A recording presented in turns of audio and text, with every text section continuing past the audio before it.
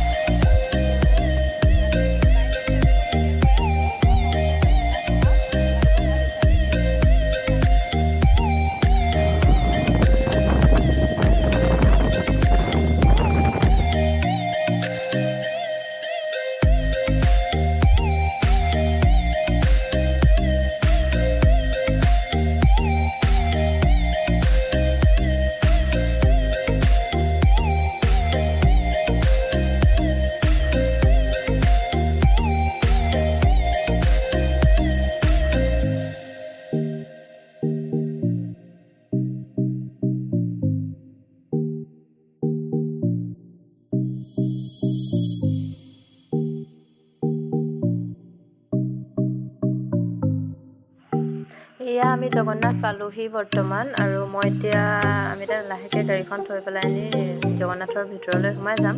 মই আপোনালোকক জগন্নাথৰ বিষয়ে কৈ যাম কিছু কথা। আপোনালোকে নাজানে যদিও সেইখিনি এতিয়া মই ক'লে জানি যাব, গতিকে চাই থাকক।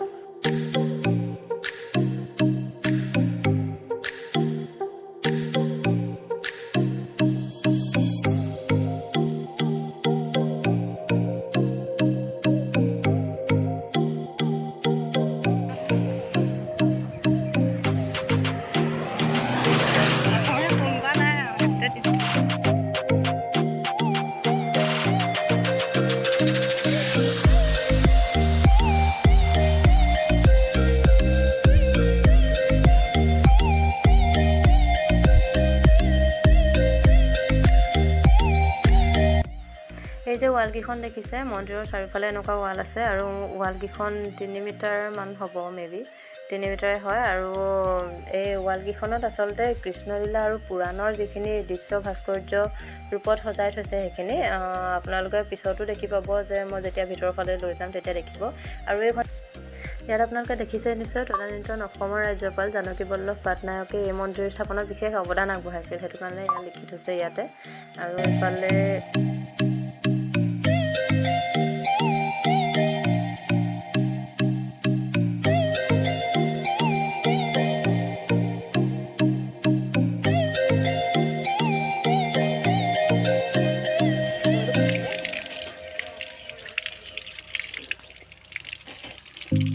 মুখ বুলবুলিয়া ল'বা।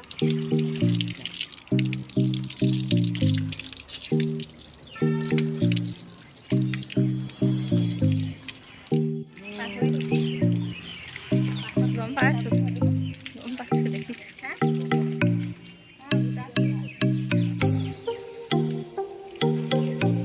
এতিয়া আমি মন্দিৰত সোমাম। মন্দিৰলৈ সোমোৱা 2খন প্ৰৱেশদ্বাৰ আছে। প্ৰৱেশদ্বাৰ মানে গেট 2খন, আৰু গেট 2খনৰ দুয়োফালে 2টা সিংহৰ প্ৰতিবৃত্তি আছে যে ইয়াকে সিংহদ্বাৰ বুলি কয়। এইটো সকলোৱে জানে চাগে। এইখন হৈছে ইয়াৰ মেইন গেটখন, আৰু এখন তৃতীয় গেট আছে, মই সেইখন পিছত আপোনালোকক দেখুৱাম।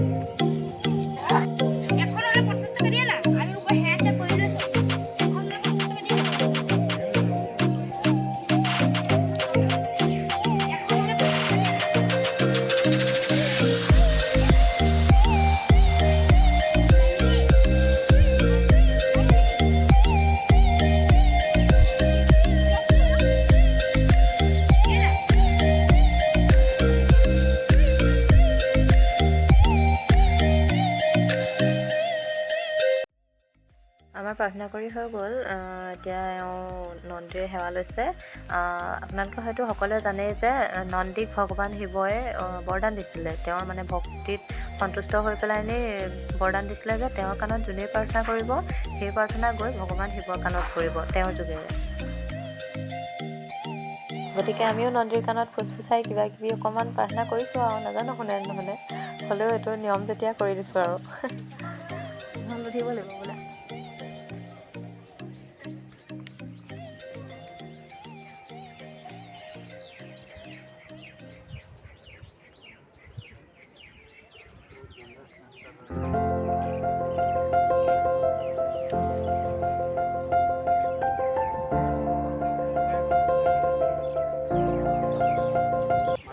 এতিয়া আমি মেইন মন্দিৰলৈ সোমাই আহিছোঁ, কিন্তু আজি কি কাৰণে নাজানো মন্দিৰটো বন্ধ আছিলে, গতিকে আমি ভিতৰৰ ছাইডটো চাব নোৱাৰিলোঁ। এতিয়া এই মন্দিৰটোৰ উচ্চতাটোৰ কথাও কৈ দিওঁ মই ইয়াৰ মাজতে।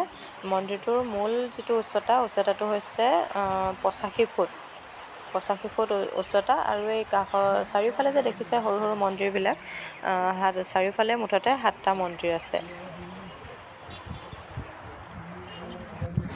আৰু এই মন্দিৰটো উৰিষ্যাৰ পুৰীত যিটো জগন্নাথ মন্দিৰ আছিলে সেই মন্দিৰটোৰ আৰ্হিতে 2014 চনত বনাইছিলে মন্দিৰটো। 2014 চনত এই মন্দিৰটো নিৰ্মাণ কৰিছিলে, আৰু ইয়াৰ কাৰণে প্ৰয়োজনীয় 5 বিঘা মাটি কিন্তু বকপাৰা যিখন চাহ বাগিচা আছিল সেই চাহ বাগিচাই দান কৰিছিল। ইয়াৰ ভাস্কৰ্য চব ইমান ধুনীয়া, ইয়াৰ ভাস্কৰ্য দেখি কিমান ভাল লাগিছে নহয়নে?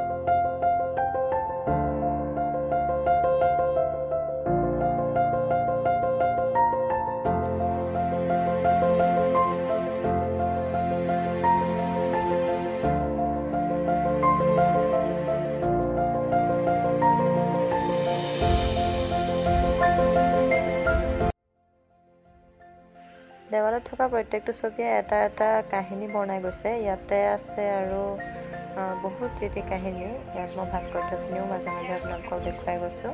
এইখিনি কাহিনীখিনি ধৰিব পাৰিছেনে?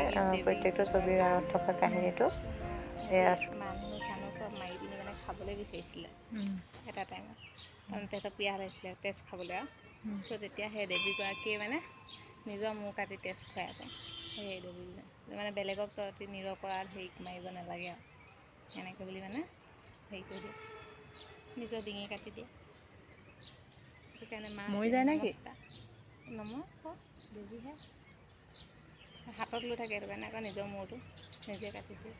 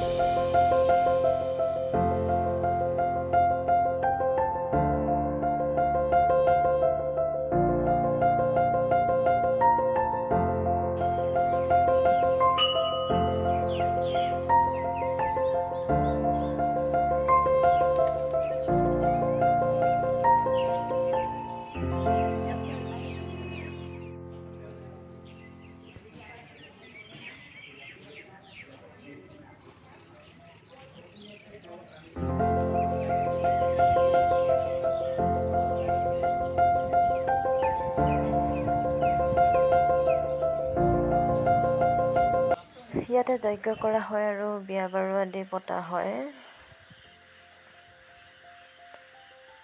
এইটো মই অলপ ওচৰৰ পৰা দেখুৱাই দিছোঁ। এইবিলাক চাই পেলাই এতিয়া আমাৰ অলপ ভোক লাগিছে। আমি অকণমান এতিয়া দোকানত সোমাম। দোকান মানে ইয়াৰে কেণ্টিন হয়, কিন্তু এটা কথা মই কৈ দিওঁ যে আপোনালোকে যদি ইয়াত খাবলৈ আহে তেন্তে লগত কেছ আনিব, কাৰণ পে'টিএম গুগল পে' ইয়াত কাম নকৰে মানে তেওঁলোকৰ এইটো সুবিধা নাই। গতিকে কেছ লগত ৰাখক ইয়াত খাবলৈ আহোঁতে। বাকী খোৱা বস্তু ঠিকেই পায়। আমি অকল আইচক্ৰীমহে খালোঁ, যিহেতু গৰম উঠিছিলে বহুত।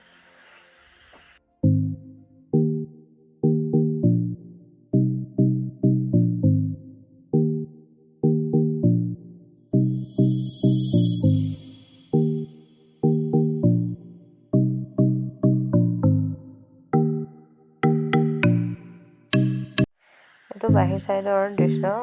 মই যে কৈছিলোঁ দ্বিতীয় এখন গেট আছে বুলি, এইখন হৈছে দ্বিতীয়খন গেট, যিখন গেট হাইৱেটোৰ পৰা ডাইৰেক্ট দেখি থকা যায়।